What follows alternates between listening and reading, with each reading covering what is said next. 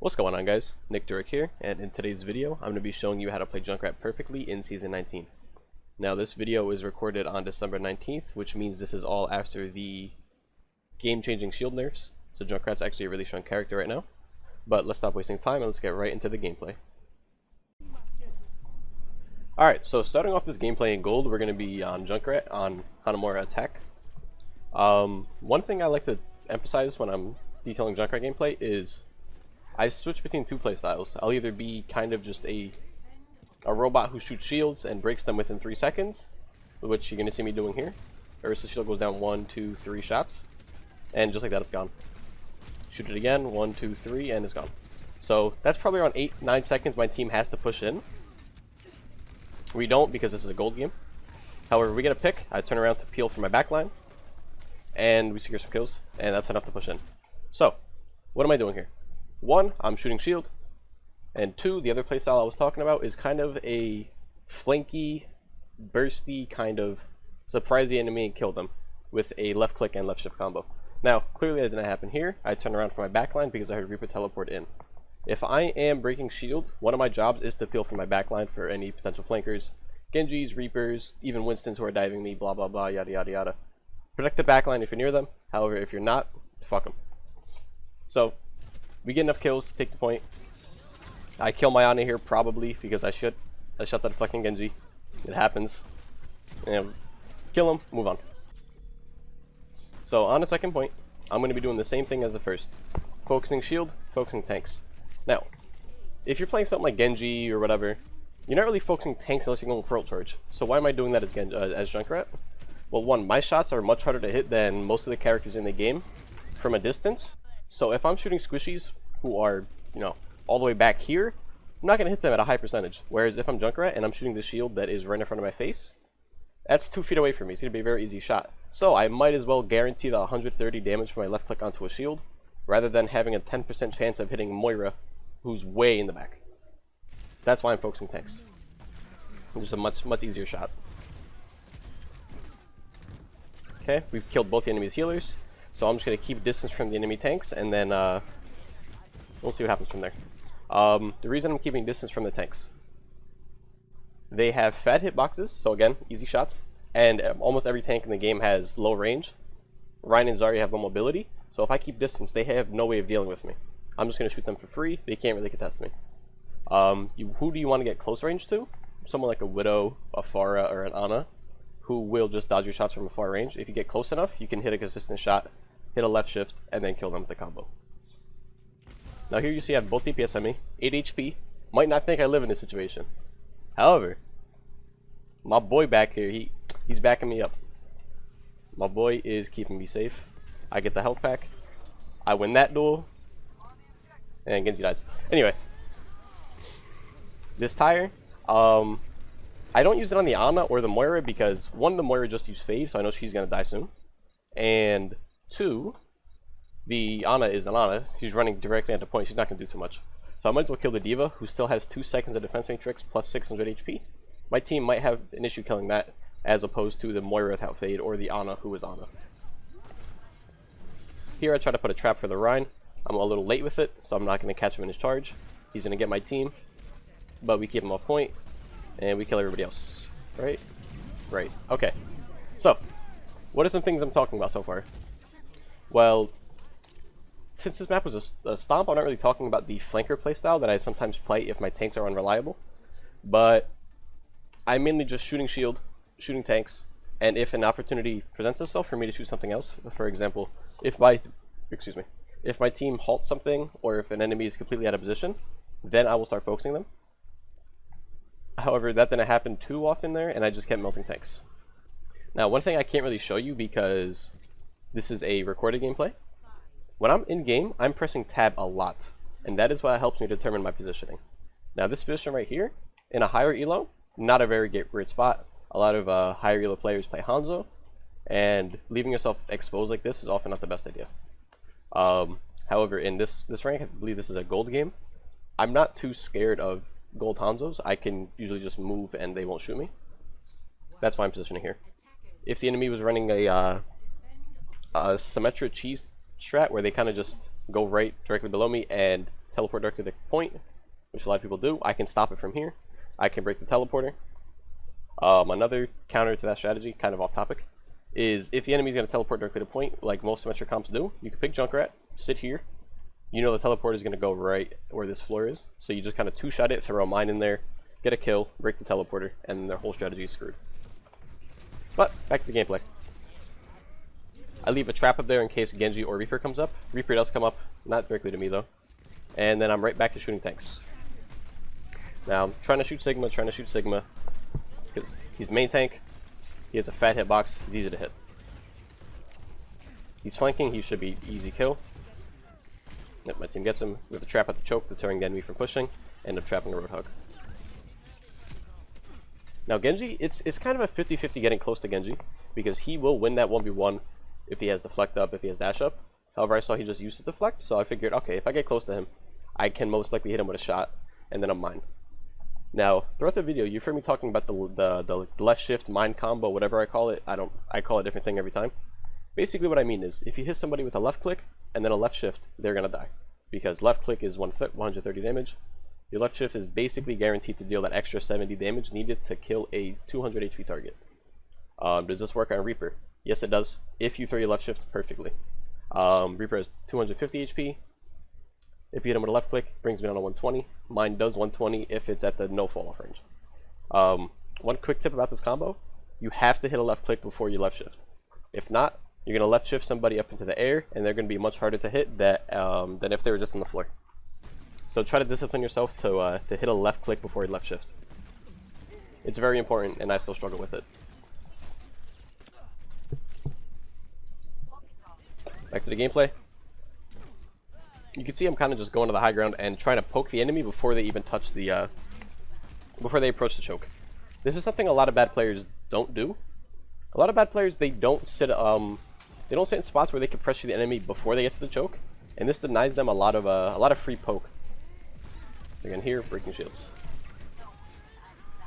Reason I tire? Well, okay, first off, before I tire, I break a shield. I break Winston Bubble because Winston Bubble can fuck up my tire, it can block LOS, and it will stop the tire from killing a lot of things. Another reason I tired, Moira Pop Coalescence. Now, if you ever play Moira, you know that a good way to get rid of, or to counter Riptire is to fade away from it. If Moira is in Coalescence, she can't fade away. She's stuck there, she's relatively immobile. Even though, okay, no, she's not immobile, but she can't fade away is my main point. So she's a good Riptire target, especially because she's the enemy's main healer. Here you can see I'm peeling for my backline. Shooting shields, going for high percentage shots. I escape with 23 HP, this is kind of rough. Now I could go get a health pack. However, I know if I go out of the fight for 3, 4, 5 seconds, my team is going to crumble. So I kind of try to stay in the fight without taking attention, and still providing shots to the point. I eventually get healed, and I start moving my way back to point. I see a lot of enemies going for my Ana, try to help her out. Bait the Reaper into a trap, destroy him, and my Ana still dies. Now here I make a big mistake. We have our Wrecking Ball alive, who's our tank. I touched a little too early, and that ends up getting me killed. Our ball touches, he dies. If our ball's a little closer, I could have went in at the very, very end, or not went in at all. That way he could have contested while I stay safe without sacrificing my body to the point. However, it's not a big deal. That fight was a 2v4, 2v5. It most likely wasn't one anyway. Moving on, you can see I'm getting ready for the next push. Just firing shots into the choke. You know, these are low percentage shots, but a low percentage shot is most of the time better than like no shooting at all. Because even if you're not hitting anything, you're one, applying pressure to a very popular area of the map, which is that choke the enemy has to move through. And two, you're just applying pressure. Sorry, that's kind of the whole point. I didn't expect to hit any shots, but it worked out anyway. The only time you don't want to be spamming shots is one, if you're saving your clip for an important ability. So for example, if you're waiting for a Orisa shield to go down, you want to save your clip, burn that shield, and then move on. Or two, if you're trying to do some backline assassin stuff. At that point, you don't want to poke and take the enemy's attention. You want to get into a good position and just burst the enemy down surprisingly. Okay, here, I'm just running down, focusing tanks. trying to get to a elevated position because that makes it so the enemy tanks can't contest me. Only reason I'm dropping here is because I almost have Riptire. If I'm highly mobile, the enemy won't know where the Riptire is coming from, and they're often gonna lose track of me. Here, I luckily escaped the Genji Blade thanks to a concussion mine. You'll see that a lot of the time, I'm about to change my position when my concussion mine is at maybe 80% of its cooldown. That means that I can move around, throw a mine, and completely relocate to a new high ground. Now here, I pop this tire. I get the Moira, don't get the Reaper, unfortunately.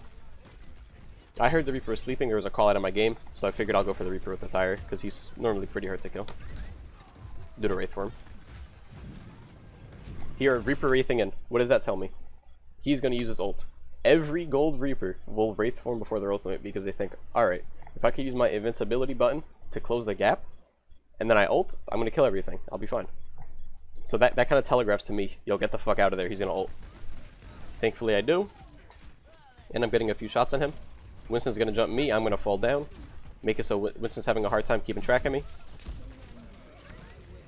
By the time he catches up with me again, I deal 300 damage to his face. Burning shields because it's a high percentage shot. So, I'm going to give a brief summary at the end of the game, but the big thing I'm showing here, I believe, is shoot tanks, shoot shields. It makes a bigger difference than you could. Let's move on to the next fight.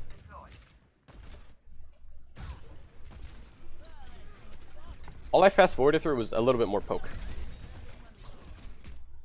Let's talk about this drop here. Now, the reason I'm doing this drop, I see the enemy shield is way extended, which means the enemy is most likely directly below me. A lot of exposed squishies. So if the tank pushes past directly like where my feet are, I could drop to the enemy backline and normally get a pick. Now, here I don't because I missed my shots. That's okay, it happens. I still got quality damage up to a squishy target. And here, right back to the same thing. I get to the high ground, directly where the squishies are. I drop a trap, somebody gets trapped, I drop into it and kill him. Now, this tire was terrible. Why is it a bad tire, you might ask? You didn't even do anything with it yet. Well, look at the kill feed. You can see that my team killed 2 people, so this fight is a 6v4 in our favor. There's no reason for me to use an ultimate. So, at this point, I recognize this. When I was recording this game, I recognized it was a really bad idea. I think to myself, alright, let me not use it on a target like Roadhog, because 1, that's denying my team a lot of ult charge. And it's not even going to kill him if he's using his heal, which he's not right now, but I assume he's going to use his heal. So what I do, I go towards Gianna, scare her a little bit. Again, I don't want to deny my nanoed hamster that ult charge. Even if he's at 74%, I still don't want to deny it to him. Run it around a little bit, make the enemy team scared, and I go for the Genji. Now, Genji's not an ideal target for your tire, don't get me wrong. But in that situation where I was trying to deny as little ult charge as possible, I figured I might as well go for one of the squishiest targets. Plus, DPS players are more inclined to tilt over something like that than a Ana. So it was kind of worth targeting the Genji. Now again here, I'm just poking. Keep in mind, I am tracking the enemy's team composition. I know the enemy doesn't have a Widow. I know they don't have a Hanzo. They don't have an Ashe. They have generally low range. The only thing I would be afraid of here is getting slept or hooked. Not even Sigma Rock, because a Sigma Rock probably won't kill me. If the enemy was running Orisa, I would be afraid of halts. However, they're not running Orisa, so I'm okay. Only reason I'm staying up here and taking this poke damage is because my Ana's right next to me. She's keeping me full HP from any chip damage I take from Sigma, from Genji, from Lucio, whatever. Normally, if you trap somebody as Junkrat, you will kill them with one shot. However, this person got healed a little bit by Ana, so I had to waste the mine, sadly. It is what it is. Here, I'm waiting for heals, and then I go in. Normally, I wouldn't drop so early. However, since we were Orisa charged, I figured it is best to push the engagement as quick as possible due to the supercharger being up. Okay, minute left. We have Riptire. So here I set up for a cute little play. My plan is if the enemy pushes mid, I will let them walk, and then I will pop tire directly in the middle of them and get play of the game. However, as you'll see, that doesn't happen. Enemy doesn't go mid. They go top. So let's fast forward a little bit. I hear the call that the enemies are going top left, so what do? I go to the top left. My ball dies, it looks like. I get a little too late to help him. Riptide to the top, get a trap down. I hear beat trap going off, so I immediately prioritize Lucio. Turns out there's 3 more enemies near him. That's 3 free kills for me, including Lucio. So I get play of the game right there. Let's look for the 5k. That's 5. Do I get the last one? Where is it? Oh, little Roadhog. Little Roadhog, where you at? Oh, nope. Oop. Do I get it? Yeah, I get a 6k. Anyway, so that's the end of the video. Well, that's not the end of the video, excuse me. That's the end of the gameplay. So let's talk about some key concepts. One of the 2 playstyles are be a shield breaking bot or be a backline like bot, basically a flanker. I am most of the time shooting shields because it's a much safer playstyle. It guarantees free wins, whereas doing the flanking playstyle is kind of more reliant on you making big brain plays, which honestly the average player won't be able to make. What else did I talk about? The little simple left click, left shift combo. You guys, if you're gonna play Junkrat, you're gonna have to learn that. Practice in quick play, training range, whatever. Just hit the left click before you hit a left shift. Make sure you don't throw a mine before you hit a left click, or else you're gonna deny yourself an easy shot. And the third thing I want to talk about is changing your positioning based on the enemy's team comp. If they are running snipers, feel free to avoid a long LOS and just shield break from a very safe spot. If they are running a dive comp, feel free to play closer to your backline. This way you can peel for your Ana or your Mercy, whoever the enemy's gonna dive. Now, really quickly here, I just want to go over a concept that I've been using throughout the whole game but haven't talked about, which is jiggle peeking. So jiggle peeking is when you're lined up with a target, you shoot, and then while you're waiting for your next shot to come back, you peek around the wall. So essentially, you shoot and wait behind the wall, peek out, shoot again, peek out, shoot again. Just like this. So my target's here. I don't want to just stand in his LOS and free fire at him 24/7. Shoot, go behind cover, shoot again, cover, shoot. You get the concept. With that being said, it's time to end the video. Thanks so much for watching. If you have a comment, any additional tips, or any requests for future characters, let me know in the comments down below. I'll leave links to my social medias if you want to keep in touch. See you next time.